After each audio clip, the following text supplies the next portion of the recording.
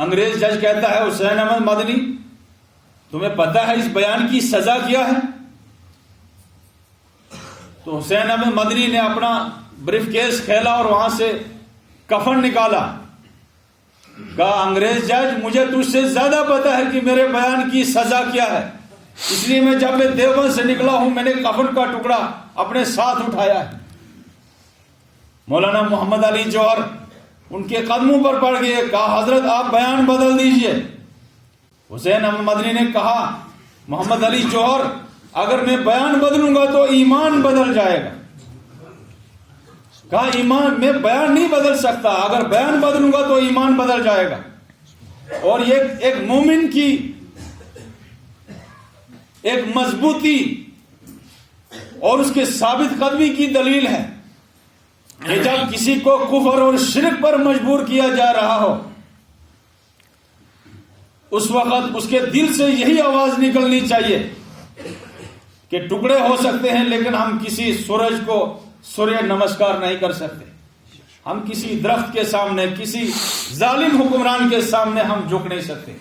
ہم ایک اللہ کو مانتے ہیں، ایک اللہ کی عبادت کرتے ہیں. یہ ساری چیزیں اللہ کی مخلوق ہیں، انسانیت کی خادم ہیں. ہم مخلوق کو سجدہ نہیں کر سکتے، ہم ایک اللہ کو سجدہ کرنے والے ہیں.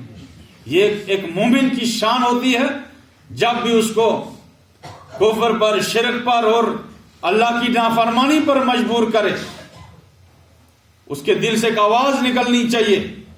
اس کا ایمان اس وقت غیرت میں آنا چاہیے. اس کی غیرت اس وقت جاگنی چاہیے کہ ہم سب کچھ کر سکتے ہیں، جان دے سکتے ہیں، لیکن ایمان کا ہم سودا نہیں کر سکتے، ہم کلمے کا سودا نہیں کر سکتے. بہرحال یہ ہماری تاریخ ہے اور اس تاریخ کو یہاں کے فرقہ پرستوں نے بڑے حکمت عملی کے ساتھ سلیبس سے نکال دیا.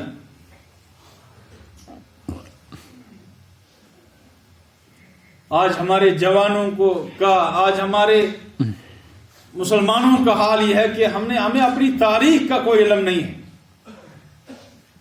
دنیا میں وہی درخت سرسبز اور شاداب رہتا ہے، وہی درخت پھلدار ہوتا ہے، سایہ دار ہوتا ہے جو اپنی جڑوں سے وابستہ ہوتا ہے.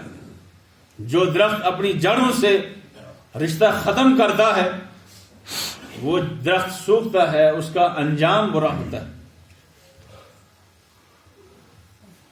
بہرحال ہمیں اپنی تاریخ پڑھنی چاہیے، ہمیں سننی چاہیے.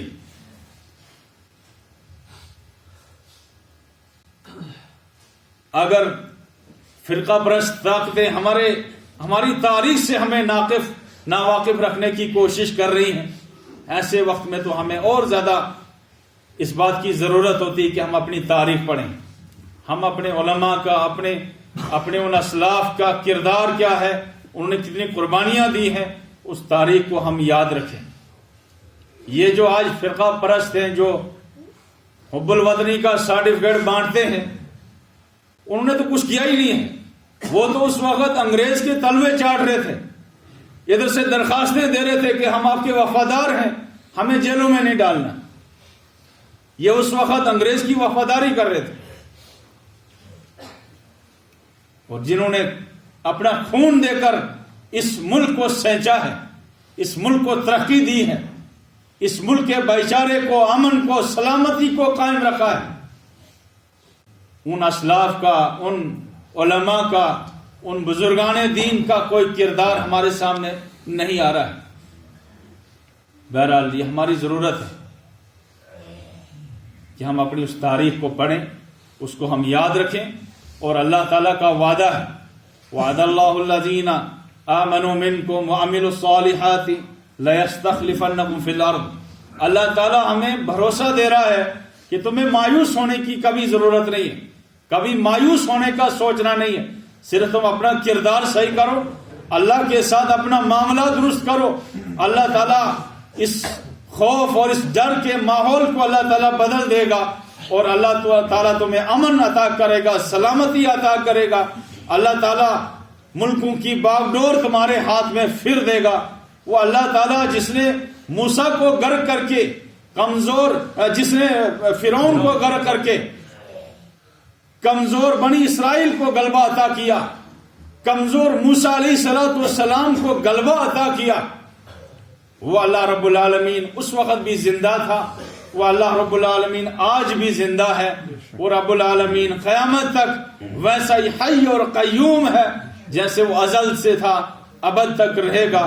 وہ اللہ رب العالمین جس نے بنی اسرائیل کی مدد کی، جس نے موسیٰ علیہ السلام کی مدد کی، جس نے ابراہیم علیہ السلام کی مدد کی، وہ آج بھی اس بات پر قادر ہے کہ کمزور قوموں کی مدد کرے۔